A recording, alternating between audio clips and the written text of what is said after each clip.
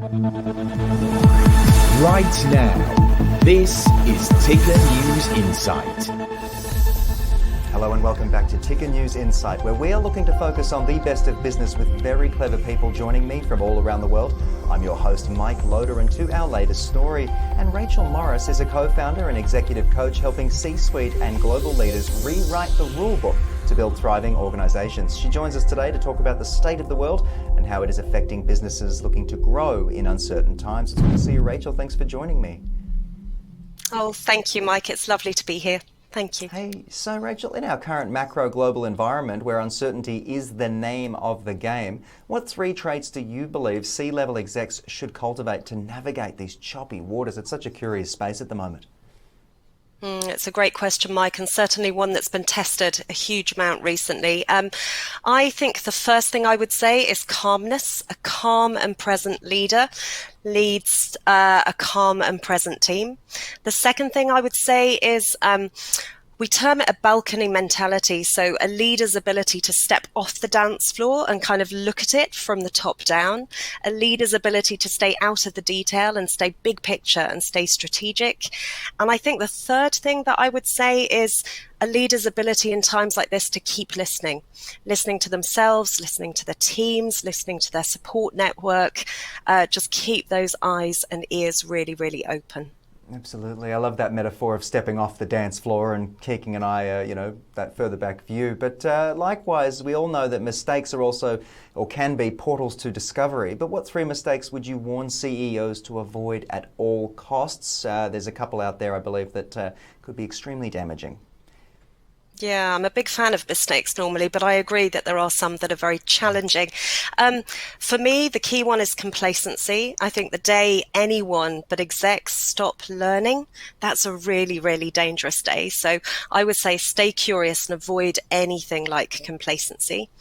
The next thing that I would suggest is to do with control. So really, really try to avoid controlling everything. It is not our job to control everything. It is not an exec's job to control everything.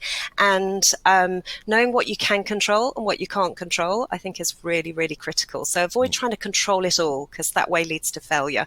Yes. And the third thing I'd say is don't make the mistake of forgetting yourself.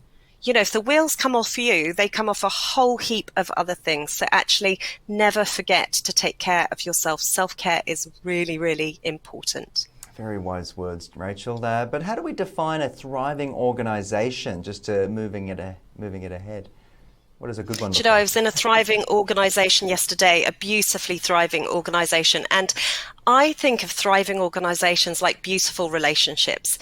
They're ones that have a sense and an understanding of their great things about themselves. They show their vulnerabilities with each other. And most importantly, they keep on talking. They are brilliant at communication, kind of with everybody, internal stakeholders and external stakeholders too. Absolutely. So you've written how it can be lonely at the top for C-level execs. What can be done to make things less lonely and surround yourself with people or things that, reduce those feelings? Because as we know, after the last few years, that can be damaging for your mental health. Yeah, Mike, I think it's exactly that. We term it building your bench, so you look behind you and it's like, who's on your bench? And you want strong, nurtured, purposeful relationships on your bench, in your network of supporters, mentors, coaches, counselors, friends, peers, all people there ready to offer you advice, support, a listening ear, a glass of wine, whatever it might be when you need it. That's the bit that stops us feeling quite so lonely. Absolutely. And maybe not too many friends who are offering you too many glasses of wine and making sure you've got a diverse range. But Rachel, exactly, because you've got to get off the dance floor, not on it. Very well put. Rachel, what role do authenticity and a dose of self-care play in being a leader of impact based on your experiences? So for me, authenticity is one of the most important aspects of leadership. Leaders want willing followers, and we tend to follow people who are genuine, people who are believable. So from my perspective, authenticity is all about knowing ourselves and showing ourselves. And with that comes vulnerability. And this is where the self-care bit comes in, because when we show ourselves, the good bits, the not so bits, the bits that are struggling, the bits that are finding it easy, we have to take care of ourselves as well. So for me, authenticity is key, and with authenticity comes vulnerability, and that's why we have to take care of ourselves. Rachel, very well said by you. I want to thank you so much for joining us on the program. And I'm sort of reflecting now on my own, not that I'm a C-suite executive, but I'm reflecting on some of the behaviors in life, you know, and the people you have and your support network. So I really do appreciate your time, and hopefully we can reconnect again down the line. Oh, that's lovely. Thanks for having me, Mike. Take care. All the best. All the best. And of course, thank you to all of you for tuning in. I hope you've learned something from my discussion there with Rachel. I know I have. I've been Mike Loder, and please head to ticketnews.co for breaking news coming to you from all around the world. I look forward to seeing you again soon. Be well.